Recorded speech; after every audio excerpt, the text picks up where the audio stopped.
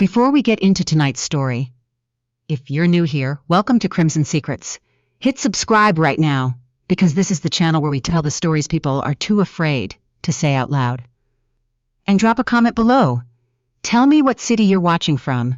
I want to see exactly how far this one travels, because this story, it goes places.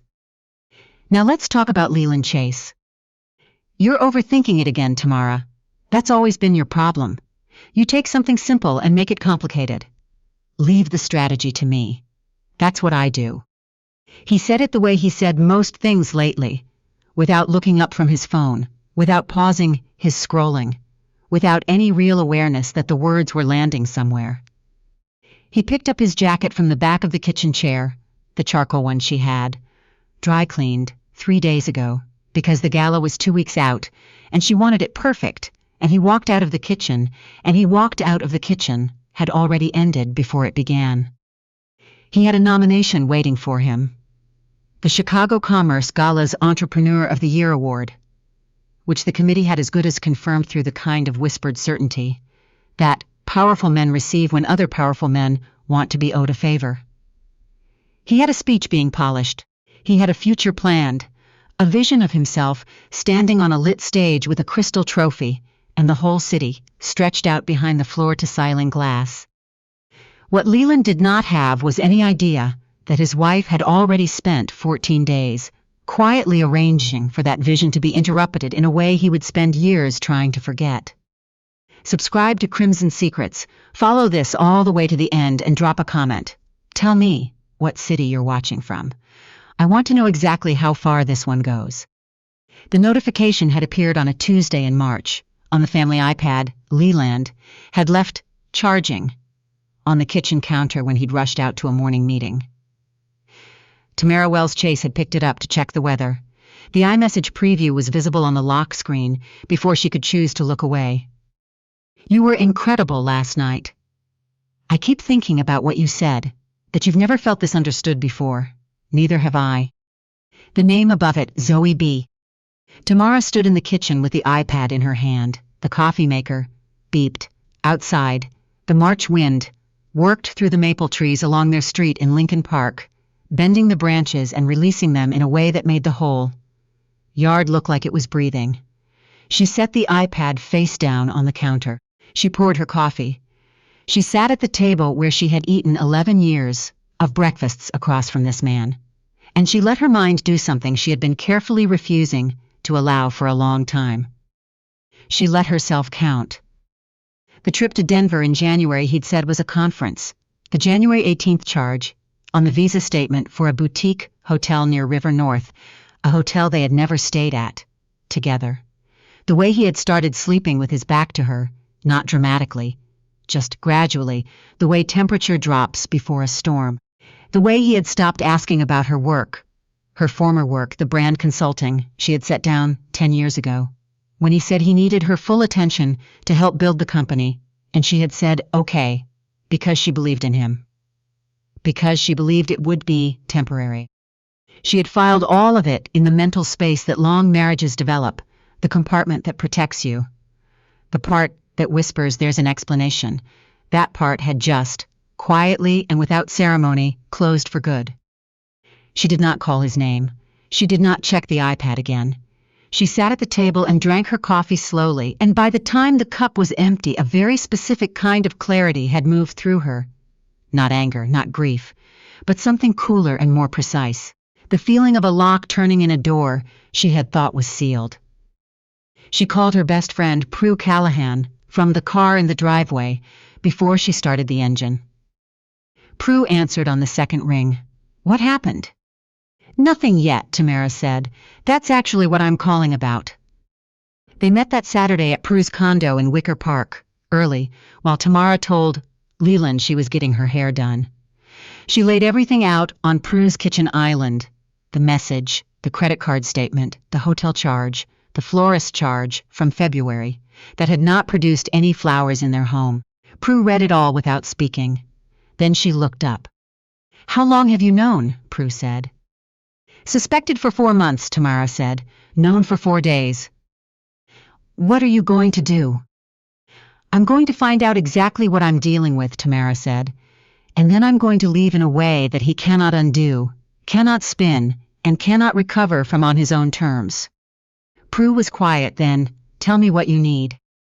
That was the beginning of 14 days that Tamara would later describe as the most exhausting performance of my life. And I used to pitch Fortune 500 companies for a living.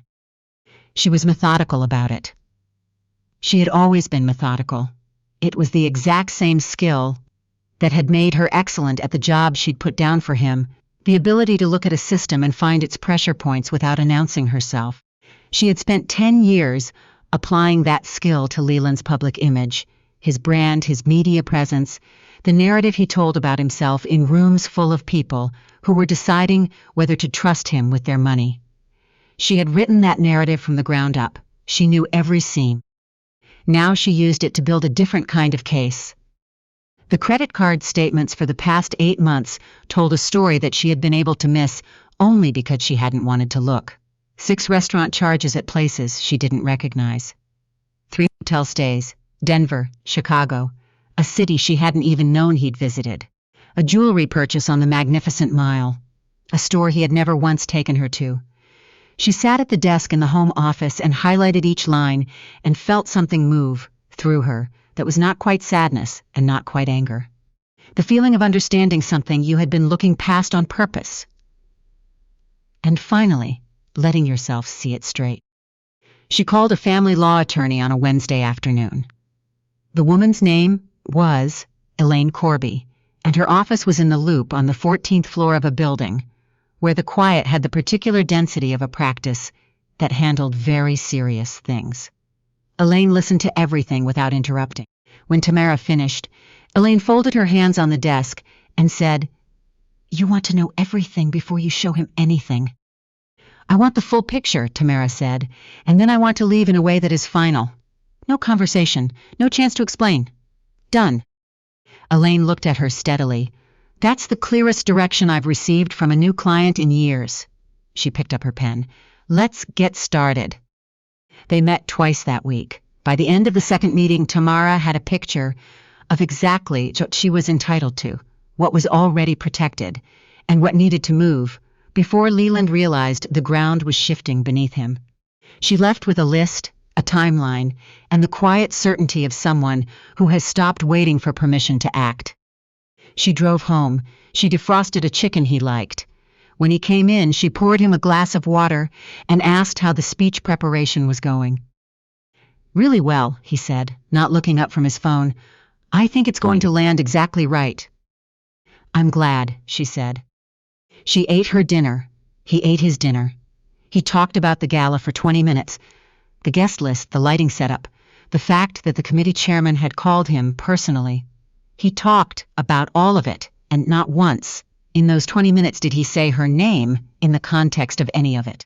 Not once did he mention the decade she had spent building the public story he was about to perform on that stage. She washed the dishes by hand that night. She could hear the television from the living room.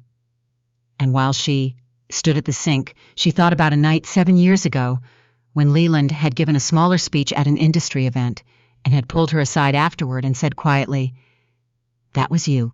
The whole thing was you. I couldn't have done it without you." She had believed him. She believed he had meant it in that moment. Somewhere between then and now, he had simply stopped seeing her as the person who made the thing possible, and had started seeing himself as the only person who mattered in the story. That was not a mistake she could fix for him. She dried her hands. She went to bed before him. She lay in the dark and listened to him come in at 11:15, and she kept her breathing so slow and even, and she thought about the envelope that Elaine's office would have ready by Thursday. It was Prue who found out about Zoe Baxter. Prue had done some quiet, careful research, the kind that requires no illegal access and only the particular skill of a woman who had worked in human resources for 12 years and knew how to read the shape of a situation. Zoe Baxter was 29. She was the head of communications at Leland's company, a role Tamara had helped design the job description for 4 years ago when the company had grown large enough to need a full-time comms director. Zoe had been in the position for 2 years. There was more. Prue's cousin worked in event production and had a contact at the Commerce Gala office. Through that contact, word had moved the way word moves in the small interconnected professional world of Chicago, quietly and with the efficiency of water, finding every available path downhill. Leland had made a specific request regarding his guest list. Tamara's name was on the nominee seating chart as his spouse, but there was a second name, added through a separate channel to the VIP reception list, Zoe Baxter. He was planning to have both women in the same room. On the night he accepted the most public recognition of his career. Tamara sat with this information for a long time, then she called Elaine. "The papers," she said, "are they ready?" "I was going to call you tomorrow. They're ready today." "I want them delivered at the gala." There was a pause on the line, then, "Tell me more." She told her everything: the award ceremony, the reception. The fact that Leland had arranged for his mistress to attend the same event at which he would accept public recognition for a career built substantially on his wife's invisible labor. The fact that Tamara's name, she was nearly certain, would not appear anywhere in his speech. "Do you have someone at the venue?" Elaine asked. "Prue does," Tamara said. "Then let's talk about the mechanics." In the days between that phone call and the night of the gala, Tamara finished what she had started. She moved her important documents, passport, her grandmother's rings, records of her own accounts that predated the marriage. She moved the framed photograph from her parents' back porch, the summer she turned 14, where she was laughing at something out of frame, completely unself-conscious, entirely herself. She moved a small wooden box of letters her mother had written her in college. She moved these things to Prue's apartment, one bag at a time, on mornings when Leland was at the office. She did not take everything. She wanted the house to look exactly like a house where everything was normal. She wanted Thursday to be ordinary. She wanted Friday morning to be ordinary. She wanted him to leave for the most important night of his professional life, believing, with complete confidence, that the woman he had been dismissing for years still had no idea what he was carrying out the door with him. The night before the gala, he tried on the charcoal jacket in the bathroom mirror and said, "What do you think?" "It's perfect," she said. She meant it in a way he would have found deeply unsettling if he had been paying any attention to her at all. She watched him fall asleep. She lay beside him in the dark for the last time and thought about the woman she had been at 30, stepping away from work she was genuinely good at because she believed in a man who said he needed her. She thought about the woman she was now at 42, watching that same man sleep with the untroubled breathing of someone who is certain the ground beneath him is solid. She thought about all the mornings she had gotten up early to manage the invisible machinery of their shared life. The house, the calendar, the relationships he needed, maintained, the image she had spent 10 years constructing for him with her own hands, and how completely all of it had disappeared into the background until he had simply stopped registering that it existed. She stared at the ceiling. She waited for Friday. The night of the gala, Leland left at 6:30 in the charcoal jacket, wearing the cologne she had bought him for his birthday. He said he would probably be late. He told her not to wait up. He kissed her on the cheek. "Have a good night," she said. "You too," he said. He picked up his keys. He did not look back. Tamara stood at the front window and watched his car pull away from the curb. She counted to 60. Then she called Prue. "He just left." "I'll be there in 20 minutes. I'm bringing food." "Bring the wine." "It's already in the bag." She sat at the kitchen table and thought about the event coordinator at the Langham, a composed and exacting woman named Harriet who Prue's contact had briefed with great care. Harriet had been told only what she needed, that a legal document needed to be hand-delivered to a specific guest during the cocktail reception following the awards presentation, in a manner that was quiet, professional, and irrefutable. Harriet had responded with the particular steadiness of someone whose entire career consisted of executing complicated things without disruption. She had said, "Understood, I'll handle it personally." Tamara poured the last of her afternoon coffee down the drain. She rinsed the cup. She went upstairs, got dressed. Not in the gown she would have worn to stand beside him at the gala, but in something comfortable and entirely her own. She looked in the mirror for a long moment. She thought about the kitchen and his voice, "Leave the strategy to me." She picked up her keys. She drove to Elaine's office and collected the envelope. She held it with both hands. In the elevator, on the way down, the slim rectangle that contained 11 years, a shared mortgage, a decade of work that had never once appeared under her name. It was lighter than she expected. Grief is always heavier than paperwork. She brought it to Prue's car at the curb. Prue took it without a word and drove it to the Langham. Then Tamara drove to Prue's condo, opened the wine, and waited for it to be over. At the Chicago Commerce Gala, in the main ballroom of the Langham, Leland Chase accepted the Entrepreneur of the Year award at 8:47 in the evening. His speech was 7 minutes long. He thanked the Commerce Committee, he thanked his board, he thanked his team, and named 4 of them by title. He talked about the early days of the company, the risks, the pivots, the years of believing in something, before the market caught up. He talked about the people who had believed in him. He did not say Tamara's name. Not once. Not as a footnote or an afterthought.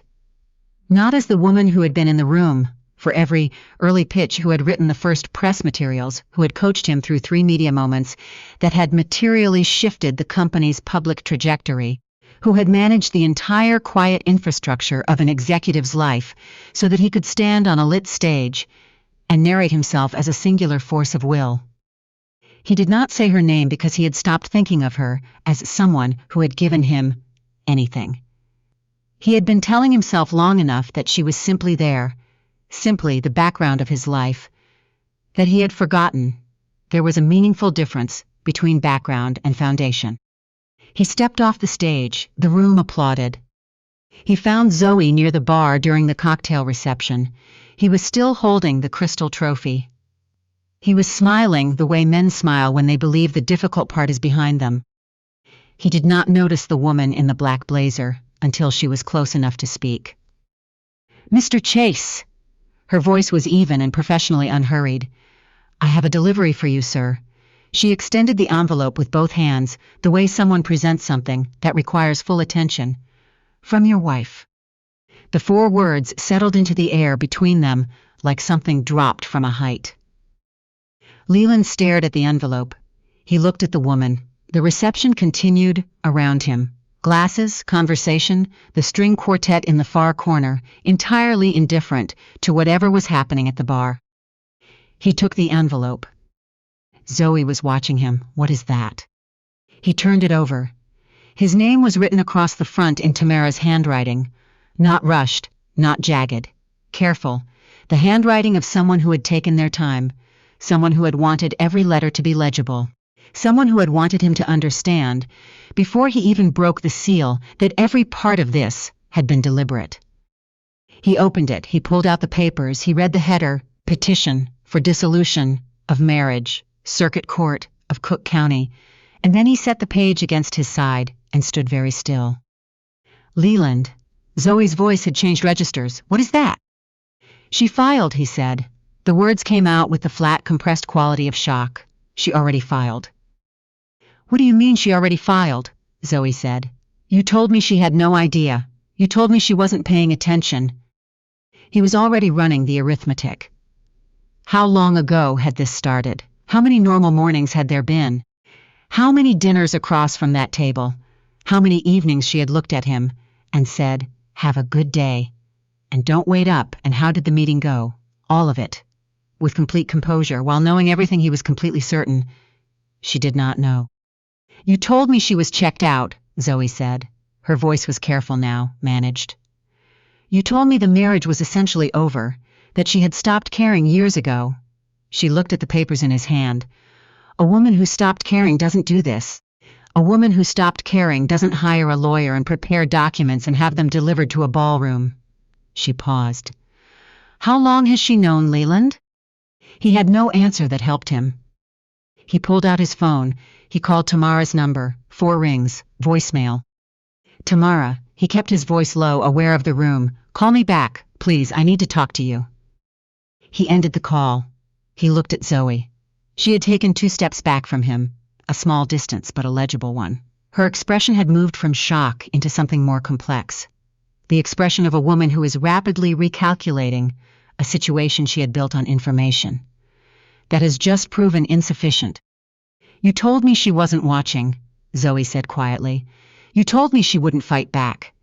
And instead she filed before you even had the conversation with her. She gathered evidence. She arranged this. Zoe looked at the ballroom around them. The crowd, the lights, the stage where his award had been presented 40 minutes ago. She chose this room on this night, on purpose. He opened his mouth. Nothing came out. Zoe picked up her clutch from the bar. I need to go, she said. Zoo? I need to think. Her voice had gone completely neutral, which was somehow more final than anger. And I think you need to go home. She walked away from him across the ballroom floor. The string quartet played something smooth and entirely unrelated to everything that had just happened at the drink station by the east wall.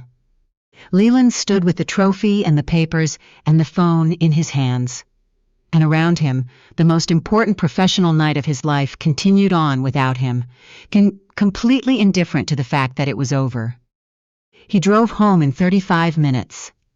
The house was lit the way it was always lit when he came home late. The front room lamp, the kitchen light, the hallway upstairs. The timers Tamara had programmed years ago because she hated arriving anywhere dark. He unlocked the door. He called her name. Silence. He walked through the entrance, checked the kitchen, the living room. He went upstairs. The bedroom looked mostly intact, the bed made, the curtains the same, but her nightstand drawer was open. He looked inside. Empty. The small things that had always lived there. The reading glasses, the book with the cracked spine she'd been working through for months, the ceramic dish her mother had given her where she kept her earrings, were gone. On top of the nightstand, positioned squarely where he could not possibly overlook it, was a single folded card. He picked it up. He opened it. Inside, in his own handwriting, from an anniversary dinner 8 years ago, the words he had written back, when he had still believed them, looked back at him now, like a message from someone he barely recognized. You make everything work. I hope you know I see it. She had kept the card in her nightstand for 8 years. She had taken everything else from that drawer. She had left only this. He understood immediately and completely that it was not an oversight. He sat down on the edge of the bed. He held the card with both hands. He thought about the morning in the kitchen and his voice saying, "Leave the strategy to me," and how completely and casually he had said it, without any awareness that he was speaking to the person who had quietly been running the strategy for a decade. He thought about all the other mornings, all the other dismissals that had not announced themselves as such, the slow accumulated erasure of someone he had stopped bothering to see. He called her number again, straight to voicemail. He called again. This time it didn't ring at all. She had turned off her phone, or she had made a choice, a small, complete, irrevocable one, about whose calls she was available to receive tonight, and his name was not on the list. Across the city in Prue Callahan's condo in Wicker Park, Tamara's phone lit up on the kitchen counter. She looked at it from across the room. She looked at his name on the screen for 2 full seconds. Then she turned the phone face down and picked up her wine glass. Him? Prue said. Third time, Tamara said. Prue refilled her glass without comment. She set the bottle back on the counter and looked at her friend with the expression of someone who has been waiting for the right moment and has determined that this is it. How do you feel? Prue said. Tamara thought about the question honestly, the way she had been forcing herself to think honestly about everything for 2 weeks. Like something heavy just got set down, she said, and I didn't realize how long I'd been carrying it until just now. They sat for a while in the particular quiet of a difficult thing that has been handled. Outside, Chicago moved through its Friday night with full indifference, 10,000 other stories, None of them hers, all of them real. Hers was here, in this room, with the woman who had shown up with wine already in the bag before she had even been asked. Her phone lit up once more. She didn't look at it. She said something that made Prue laugh. And somewhere across the city, Leland Chase sat alone, on the edge of the bed he had shared with this woman for 11 years, holding a card written in his own handwriting, in a room where her absence was present in every empty drawer and every deliberate space left behind. The trophy was still on the kitchen table where he'd set it when he came in. He didn't go back for it that night. The settlement was uncontested. Elaine called on a Monday morning 3 weeks after the gala. Tamara was standing in the galley kitchen of a sublet apartment in Lincoln Square. Bright, east-facing, entirely hers. Looking out at a street where someone had planted dogwood trees along the sidewalk. "He's not fighting it," Elaine said. "The terms are fair, more than fair." "He has good judgment about some things," Tamara said. "Just not the ones that mattered." She signed the final papers on a Thursday afternoon, sitting across from Elaine, in the same office, where she had first laid out the full picture 2 weeks after finding the message on the iPad. She signed with a pen Elaine handed her, and when she wrote her name at the bottom of the last page, Tamara Wells, her name, only hers, she felt something shift in her chest that was quiet and solid and final, not grief, something else. The feeling of the first clean breath, after a very long time underwater. She walked out of the building into an April afternoon. Chicago spring had arrived early that year.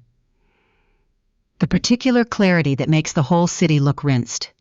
Every surface sharp and bright. She stood on the sidewalk for a moment and looked at the sky, which was an ordinary blue. She didn't need it to mean anything. It was enough that it was there. She had taken the brand consulting contract 2 weeks earlier. A firm in the West Loop that had been reaching out to her for months before she finally called back. She was good at this work. She had always been good at it. She had spent 10 years being good at it for someone else, in a way that left no record under her own name. That was going to change. She called Prue from the lobby.